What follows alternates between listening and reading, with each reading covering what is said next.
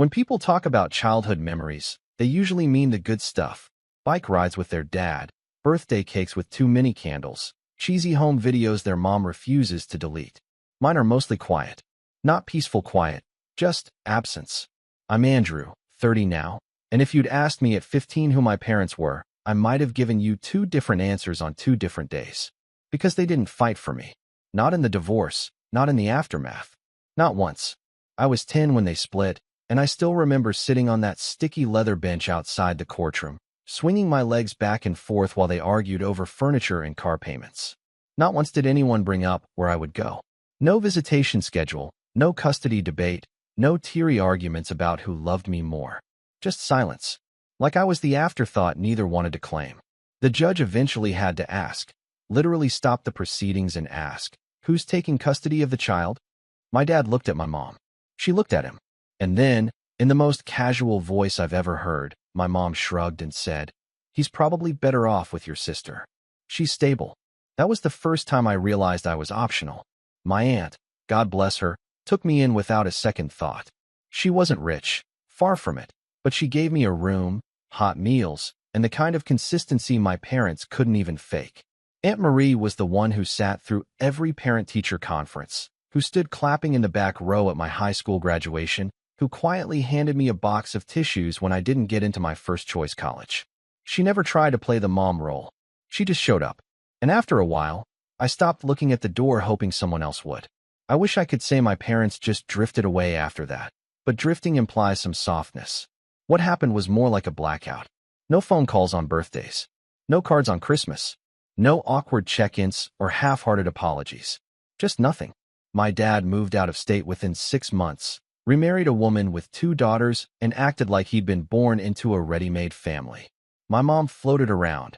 New boyfriends, new jobs, new versions of herself that never lasted longer than a year. Every now and then I'd get a friend request from her on some new social media account, usually followed by a comment on one of my photos like, "You look just like your uncle." As if that counted as parenting. I learned to stop expecting them to care. That's not bitterness talking, it's just math. If someone disappears from your life long enough, you stop marking their absence. You build a life around the gap. And that's what I did. I went to community college on a scholarship, worked 2 part-time jobs, and eventually got into a decent university. I majored in finance, interned at a small investment firm, and worked my way up from guy who prints reports to guy who actually makes decisions. It wasn't glamorous, but it was mine. I made a life out of the scraps they left behind. I didn't need them. But here's where things get weird. A year ago, my grandfather, my dad's dad, passed away. We weren't close, but we'd kept in touch. He'd call me on my birthday, send those stiff Hallmark cards with a $50 check tucked inside. Every now and then we'd meet for lunch. He was gruff, old-fashioned, and said computer people like it was a species, but he never once forgot I existed. I always figured his money would go to my dad, or maybe to my uncle, who lived nearby and helped him with errands. But when the lawyer called me in for the reading of the will, I found out something that knocked the wind out of me. He left everything to me. All of it. The house, the savings, the investment accounts, the lake property in Michigan I didn't even know existed. After taxes, it totaled just under $1.3 million. The will was ironclad. His lawyer made sure of it. There was no loophole, no clause, no shared with the family stipulation. Just my name. Sole beneficiary. I sat there blinking at the papers, not even sure how to react. I wasn't used to being chosen. I should have known that kind of money wouldn't stay quiet for long. The first call came from my dad's new wife, Lynn. We'd spoken maybe twice in my life, both times painfully awkward, with her acting like I was some long-lost cousin she couldn't quite place. This time, though, her voice was syrupy sweet. "Andrew. Oh, honey, I just heard the news. Isn't it wonderful? Your grandfather always loved you so much." I remember pausing for a beat. "Thanks. Yeah, it was unexpected." "Well," she said with a little laugh, "I'm sure you're already thinking about how to take care of your family with that blessing. Your father's been struggling since the layoffs. And the girls are both starting college soon. You know how expensive that is." I didn't say anything. I just stared at the phone like it had grown teeth. She continued, undeterred. "Anyway, your dad's too proud to ask, but I thought I'd reach out. Even just a small monthly stipend would mean the world to us. Maybe 2,000? 3.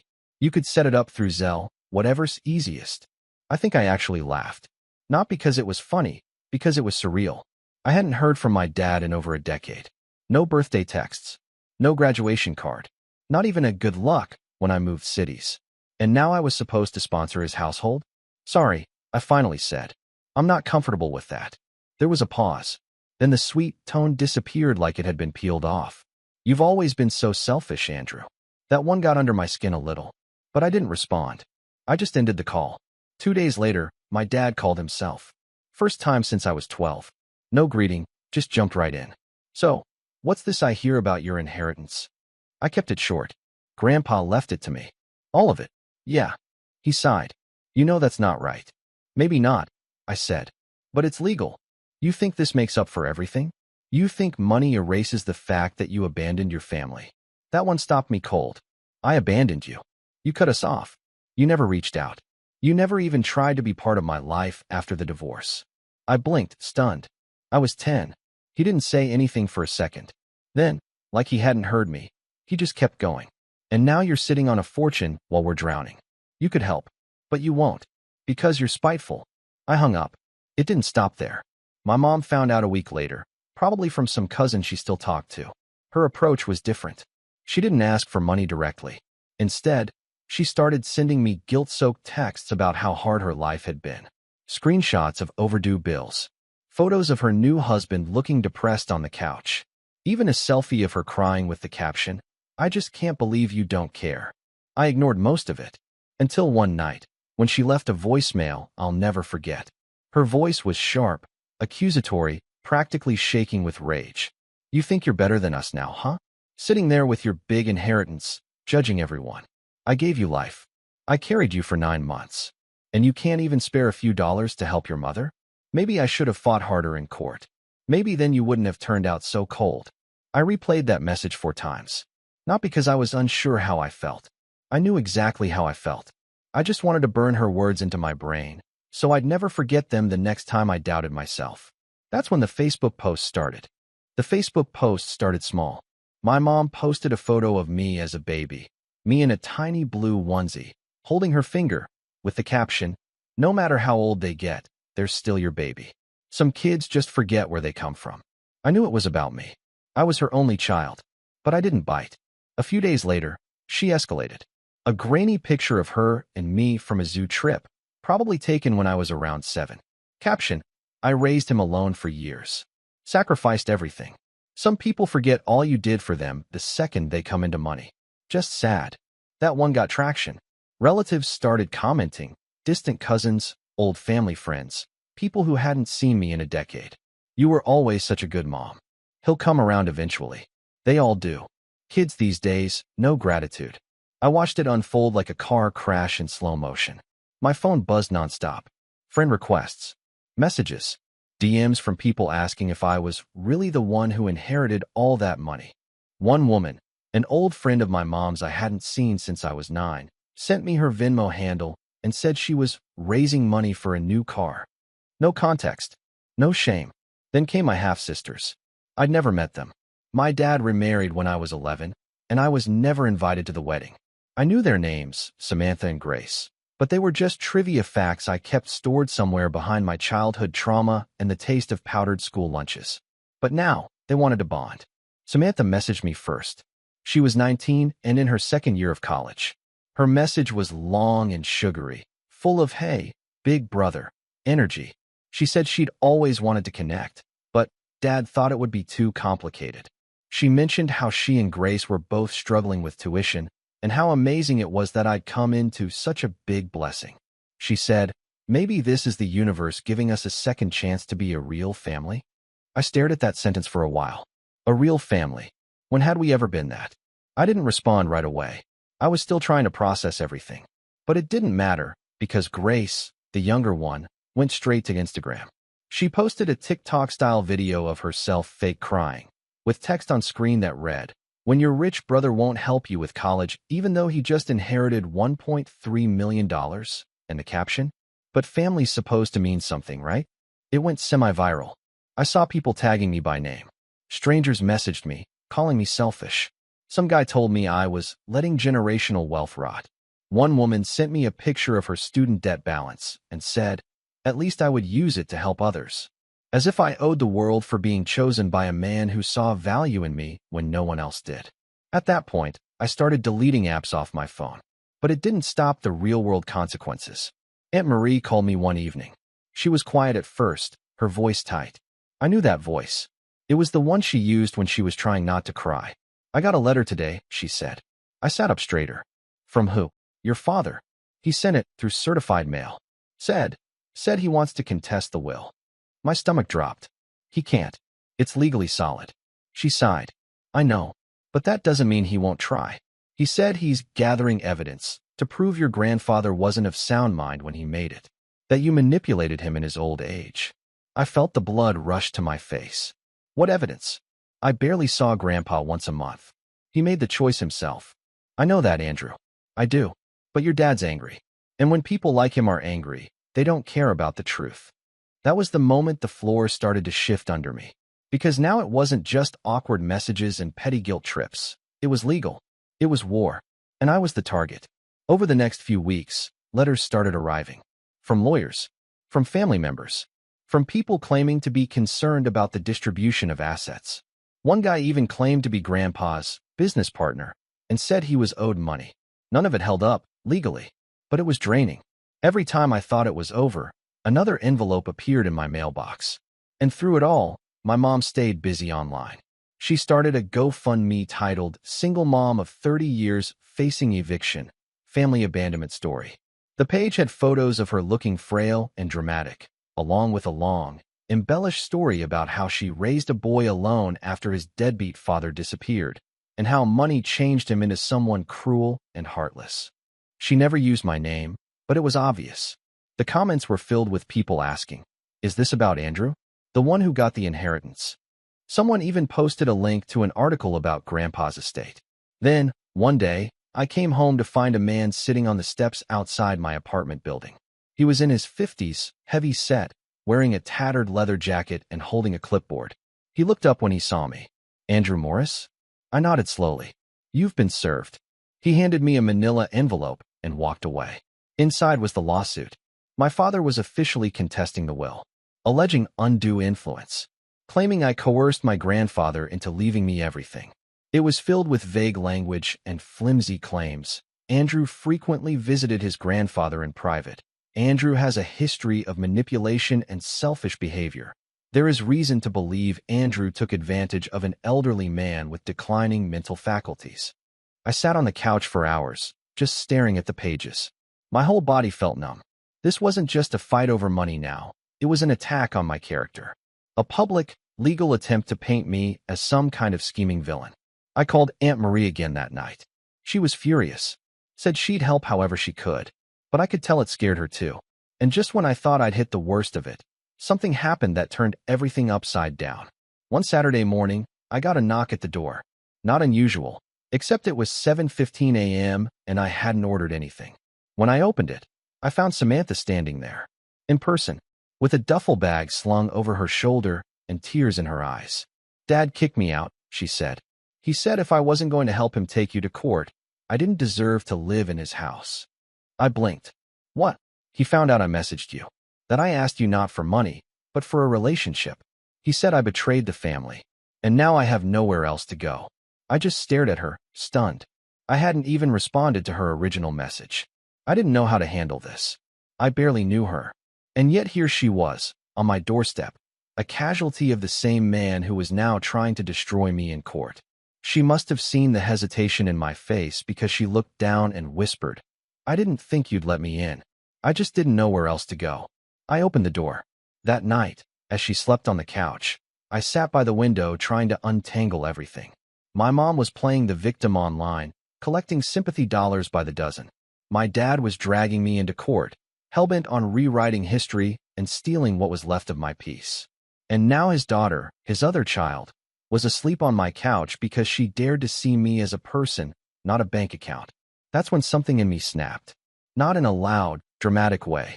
Just a quiet click, like the sound of a lock turning. This wasn't just a family feud anymore. It wasn't about inheritance.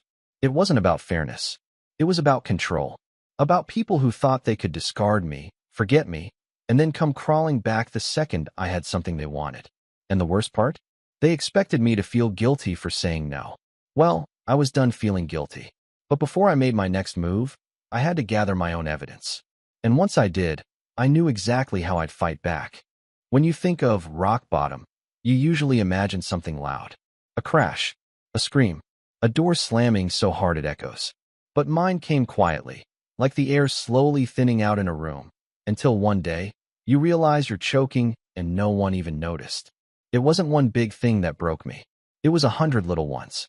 Like the way I started avoiding my mailbox, because every time I opened it, there was a new envelope, legal documents, accusations, even a threatening letter once from someone claiming to be a friend of the family, warning me that karma always finds greedy people. Like the time I walked into the grocery store and heard two old women whispering about me near the produce aisle, one of them saying, "He's the one who took all the money and left his poor mother to suffer." Or when my mom posted a status claiming I had stolen from my dying grandfather and refused to pay for her life-saving surgery, that, spoiler alert, didn't even exist. I was drowning in lies. And worse, no one seemed interested in the truth. Aunt Marie was my only anchor. She offered to pay for a lawyer, even though I knew she couldn't afford it. I thanked her, hugged her, and said I'd be okay. Then I went home and stared at the ceiling until my eyes burned. The truth was, I wasn't okay. I was barely eating. I couldn't sleep without having dreams where my grandfather was disappointed in me, shaking his head in that same recliner chair he used to nap in. I stopped returning calls. I pulled away from friends. Even Samantha, who was still crashing on my couch, started noticing. One night, she tiptoed into the kitchen while I was sitting in the dark, eating cereal for dinner like a ghost. "Andrew," she said softly, "you don't have to do this alone." I looked up. My spoon hovered over the bowl. I wanted to believe her. I wanted to trust that someone, anyone, was in my corner. But all I could think about was how everyone who had ever claimed to love me eventually saw me as a transaction. "You're not them," she added quickly, as if she could hear my thoughts. "You're not like Dad. You don't owe him anything." And for the first time in weeks, I let myself cry. Not the quiet, dignified kind. The ugly kind. The kind that rips something loose inside you and leaves a crater behind. Samantha just sat beside me and handed me a napkin. That was the turning point. Not the revenge. Not the legal strategy. Not the comeback. Just the cry. Just letting myself be human for once. After weeks of being treated like a villain. After that night, I knew I needed to climb out. Not for them. Not even to prove anything. But because I couldn't keep living like I was still 10 years old, waiting for people who didn't want me to finally want me. The first thing I did was find a therapist. It felt weird at first, telling a stranger all my family's dysfunction. But over time, those sessions became lifelines. We talked about grief, about abandonment, about how I'd carried the weight of being unwanted for so long. It felt normal, like I didn't even deserve good things unless I was willing to bleed for them. She helped me see how I kept trying to earn love from people who treated it like a reward I had to beg for. "You don't have to set yourself on fire to keep other people warm," she told me once. That one stuck. The second thing I did was start writing. Nothing fancy, just a journal I kept on my nightstand. Every night, I'd write one thing I was grateful for, even if it was small. Samantha washed the dishes today. Didn't get another threatening letter. Sunset looked nice through the blinds. It was dumb at first, but after a while, I started noticing how much I'd been ignoring in the chaos. I also started working again, not just going through the motions, but really working. Pouring myself into spreadsheets and forecasting models and client presentations. It was something I could control, something that had rules, unlike the mess my family left behind. Ironically, that focus got noticed. A senior partner pulled me aside one afternoon and said, "You've been different lately. Sharper. You interested in taking on something bigger?" I almost said no. Almost retreated into the shell I'd been living in. But then I thought about everything I'd survived. The silence. The lawsuits. The gaslighting. I said yes. The promotion came with more hours, more responsibility, but also more money. I didn't touch the inheritance. It sat in a separate account, untouched, while I rebuilt myself with my own effort. My own wins. My own sweat. Meanwhile, Samantha and I began to talk. Really talk.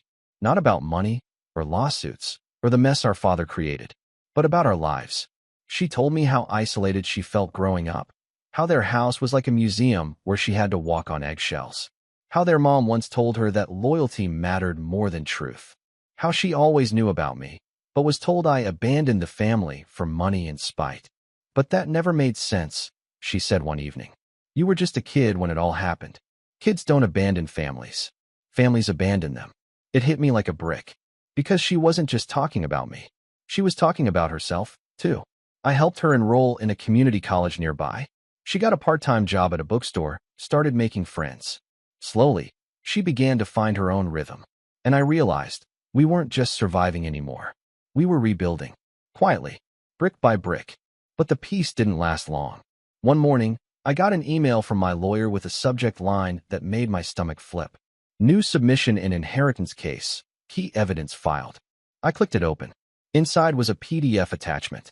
I downloaded it, expecting more of the same baseless accusations. But what I saw chilled me.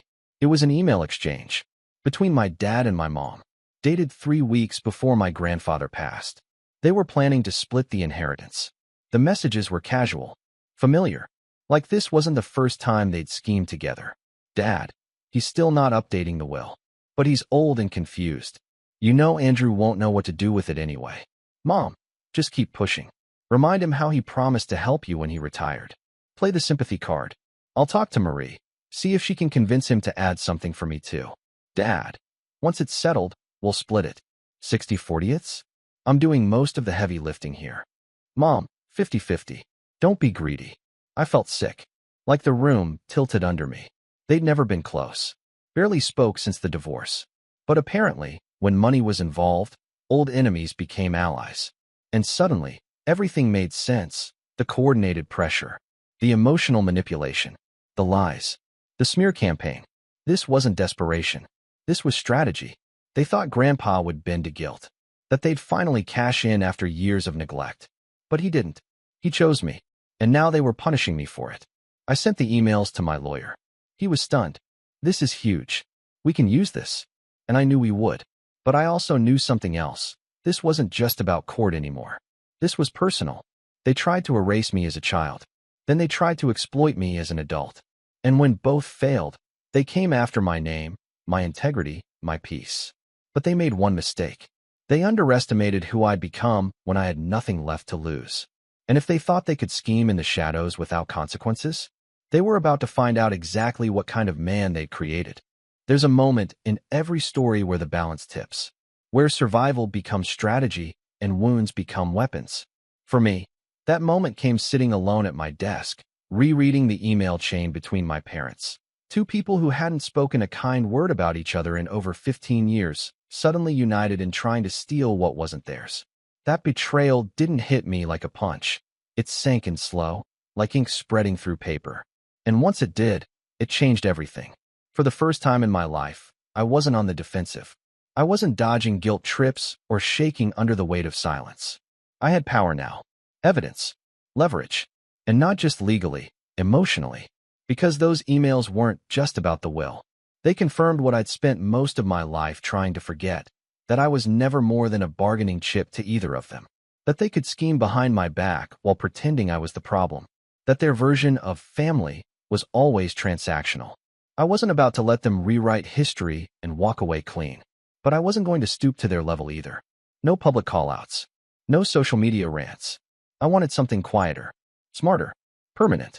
I wanted a reckoning so thorough they'd never mistake my kindness or my silence for weakness again. So I started planning. The first step was legal. I sent the email thread to my lawyer, a guy named Jordan who looked like he belonged in a GQ spread but talked like a math professor. He read the emails twice, then leaned back in his chair, laced his fingers behind his head, and said, "Well, this changes everything." Jordan moved fast. He filed a formal response to the lawsuit, attaching the emails and requesting the court dismiss the case based on clear evidence of bad faith and attempted manipulation. He also filed a counterclaim, defamation and emotional distress, backed by screenshots of the Facebook posts, the TikTok smear campaign, and the GoFundMe, which had raised nearly $11,000 under a web of lies. The best part? The donations were traceable. Names, amounts, Dates. Some of them came from extended family members who had later sent me nasty messages. Once we filed, I knew the next hearing would be a turning point. But I didn't want to wait for justice to come from a courtroom. So I turned inward and started building my case outside the legal walls. I hired a private investigator. His name was Greg. Ex-military, soft-spoken, with the kind of eyes that made you feel like he already knew the worst thing you'd ever done. I handed him a folder with every known detail about my parents, their addresses, known associates, business dealings, and most importantly, their financial histories. I wanted to know everything: who they owed money to, what kind of assets they were hiding, and whether this lawsuit was really about fairness or just good old-fashioned desperation. Greg didn't disappoint. Within 2 weeks, I had a dossier thicker than my old high school yearbook. My dad had taken out 3 personal loans in the past 2 years, all tied to a failing investment property in Arizona. One of the loans was co-signed by his wife, Lynn, who, according to the investigator, had quietly filed for separation 3 months earlier.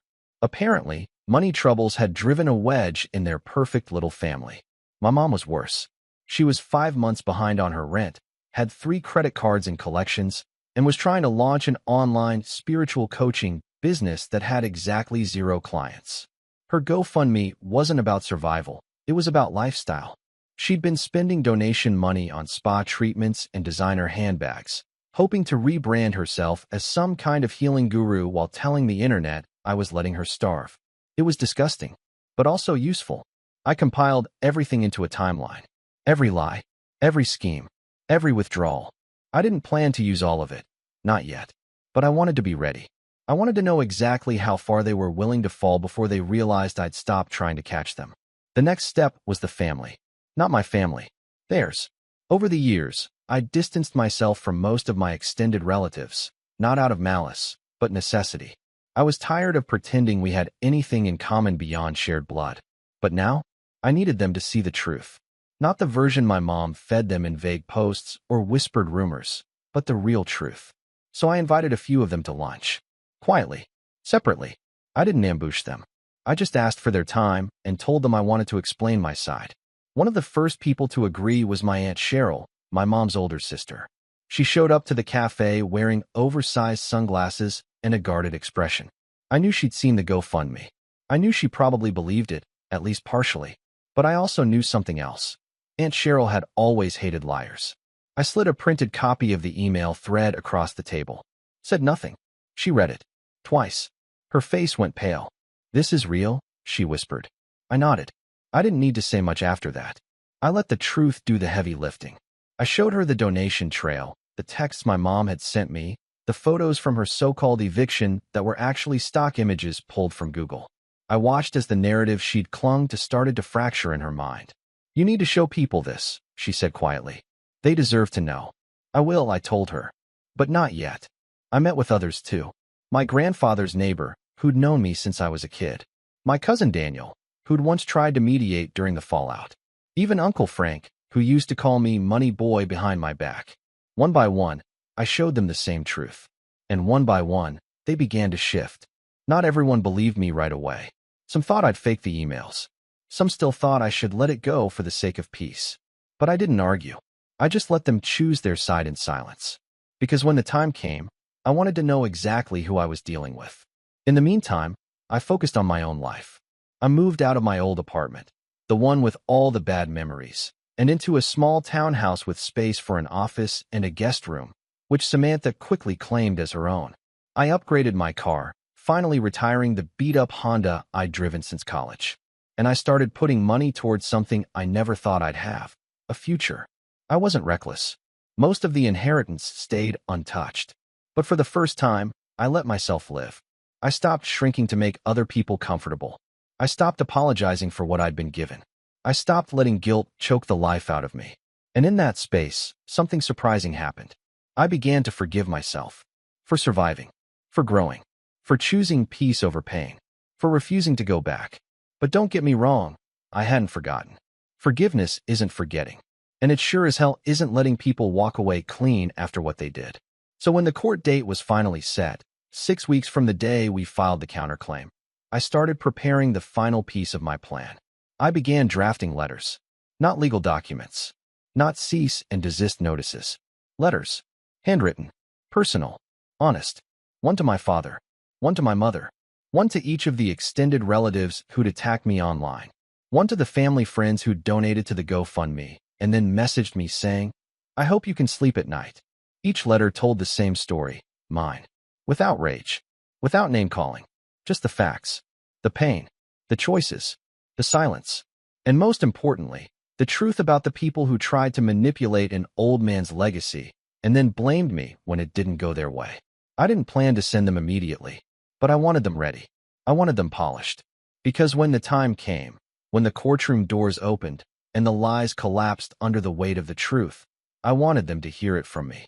Not from a lawyer, not from a judge, from the boy they abandoned and the man he became. But there was one more piece left. Samantha. She'd been quiet for a while, keeping her head down, working her shifts, and studying hard. But I could tell something was eating at her. One night, I found her sitting in the kitchen with a blank notebook open in front of her. "What's up?" I asked. She looked up, eyes red. "Do you think it's wrong if I testify?" I blinked. "Testify? In court? About Dad? About how he talks about you? How he planned all this? I still have the texts." I sat down across from her. "You do that?" She nodded. "I want to." And just like that, the final piece clicked into place. I had the documents, the timeline, the paper trail, the emotional fallout. And now, I had a witness. One they couldn't discredit. One they never saw coming. I reached across the table and squeezed her hand. "Then let's do it." Because sometimes, revenge isn't loud. Sometimes it's built slowly, carefully, with intention. Sometimes it comes not in anger, but in clarity. And when it finally arrives, it doesn't need to announce itself. It just walks in, calm and unstoppable. And that moment was closer than they ever expected. It was raining the morning of the hearing. Not a storm, just a quiet, steady drizzle, the kind that makes the world feel softer than it is. I stood in front of the courthouse with my umbrella tucked under one arm, watching the gray sky blur the sharp edges of the buildings around me. Samantha stood beside me, clutching a small leather bag. Inside it were the texts from our father. The ones where he told her, "Don't talk to Andrew. He doesn't care about this family. He's just sitting on money that should have been ours." There were pages of them. Cruel. Calculated. Condemning. She looked nervous, her knee bouncing slightly as we waited. "You still sure you want to do this?" I asked. She didn't hesitate. I've never been more sure of anything. We walked through the double doors side by side. Inside, the courtroom smelled like old paper and wood polish. Rows of pew-like benches lined the back, already filled with a handful of familiar faces. Aunt Marie sat quietly near the front, holding a folder on her lap. Behind her, my Uncle Frank, Aunt Cheryl, even my cousin Daniel, all people who had, until recently, believed the lies. Now they were here to see the truth unfold. My father sat across the aisle, his lawyer whispering into his ear. He looked tired, not the kind of tired that comes from age, but the kind that comes from being exposed. He didn't meet my eyes. My mother was in the second row, behind his table. She wore a black dress like she was attending a funeral, complete with a dramatic scarf and oversized sunglasses. It was theatrical, almost laughable. I wondered if she'd practiced her expressions in the mirror that morning. The judge entered, and the room rose. I won't walk you through every legal detail. There were motions, objections, statements. But what matters, what really matters, is the moment the emails were presented. Jordan, my lawyer, stood with calm confidence. "Your Honor," he said, placing the printed emails on the evidence table, "we have reason to believe this case is not only baseless, but fraudulent in intent. These communications between the plaintiff and a third party clearly demonstrate a premeditated attempt to influence the deceased's will for personal gain, followed by a coordinated campaign to pressure my client after the fact." The judge raised an eyebrow, skimming the pages. "Your father and your mother?" he asked, directing the question toward me. I nodded. "They've been working together behind my back for months." "Not just working together," Jordan added. "Planning to split the inheritance, discredit my client, and manipulate extended family for financial support. We've also submitted a supplemental exhibit, an analysis of public fundraising tied to provably false claims." That was the GoFundMe. The room went still. My mother shifted uncomfortably, the scarf suddenly looking more like a noose. My father's lawyer paled. Then Samantha stood. "I'd like to testify." The judge allowed it. She took the stand and spoke clearly. Calmly, she told them about the pressure, the phone calls, the anger when she refused to lie. She read texts word for word. The courtroom wasn't big, but in that moment, it felt like everyone was holding their breath. When she finished, the judge leaned forward, fingers steepled. "Do you believe your father's intentions in filing this suit were genuine?" "No," Samantha said. "He wanted money. That's all it ever was." The judge nodded, slowly, then turned back to Jordan. "Do you have any further evidence to submit?" Jordan smiled. "Just a final statement, Your Honor." He paused, glancing briefly at me. "There are many kinds of family, Your Honor. Some of us are born into them. Some of us build them ourselves. My client was not fought for as a child. He was not called. He was not cared for. And yet, the moment he came into something valuable, he was surrounded by claims of love, obligation, and guilt. This isn't just about money. It's about manipulation and the right to peace." The judge sat back, and then, in one quiet, measured voice, he delivered the verdict. "Case dismissed with prejudice." He added that the court found strong indications of attempted fraud and bad faith litigation, and encouraged my legal team to pursue damages should the defendant choose to do so. The room shifted. Whispered gasps. Movement. My mother took off her sunglasses and stared at the judge like he'd spoken a different language. My father just looked down, as if he'd known, deep down, that this would be the end. And it was. Not just the end of the case, but the end of their control. Because what happened after the verdict was something they couldn't undo. I released the letters. Every one of them. Folded into stamped envelopes. Sent to every friend, relative, and supporter who'd believed the narrative they'd spun. I didn't gloat. I didn't rage. I simply told the story. I shared the emails, the screenshots, the legal dismissal, and most importantly, the truth, that I had been left behind, not once, but over and over again, and that I had survived. The fallout came quickly. The GoFundMe was reported and taken down within 24 hours. Donors began demanding refunds. One even threatened to sue my mom for fraud. Her spiritual coaching website went dark a week later. Friends unfollowed her. Comments disappeared. Her name, once used to paint me as heartless, started to vanish from conversations altogether. As for my dad, Lynn finalized her separation, sold their house, moved across the country with her daughters. Samantha told me he tried calling her for weeks after the hearing, leaving voicemails full of apologies, guilt trips, and desperation. She never answered. He moved out of state shortly after.